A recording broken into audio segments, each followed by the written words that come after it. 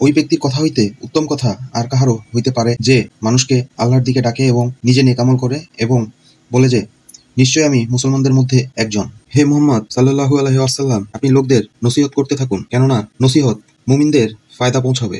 আল্লাহ আরো বলেন, হে মুহাম্মদ সাল্লাল্লাহু আলাইহি ওয়াসাল্লাম, আপনি আপনার পরিবার পরিজনকে নামাজ হুকুম করিতে থাকুন এবং নিজে উহার পাবন্দী করুন। আমি আপনার নিকট রিজিক চাই না, বরং রিজিক আমি আপনাকে দিব।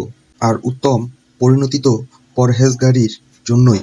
নামাজ পড়িতে থাকো, সৎ কাজের আদেশ ও অসৎ কাজে নির্দেশ করিতে থাকো, এবং তোমার উপর যে বিপদ আসে উহা ধৈর্য ধারণ করো। নিঃসন্দেহে ইহা তোমার ভালোর জন্যই। আমাদের নবী করিম সাল্লাল্লাহু আলাইহি ওয়াসাল্লাম এরশাদ ফরমাইলেন, যে ব্যক্তি কোনো অন্যায় কাজ হইতে দেখে যদি হাত দ্বারা বন্ধ করিবার শক্তি রাখে তবে উহাকে হাত দ্বারা বন্ধ করিয়া দিবে। যদি ওই পরিমাণ শক্তি না রাখে তবে জবান দ্বারা উহার প্রতিবাদ করিবে। যদি ওই ক্ষমতাও না থাকে তবে অন্তর দ্বারা উহাকে খারাপ মনে করিবে।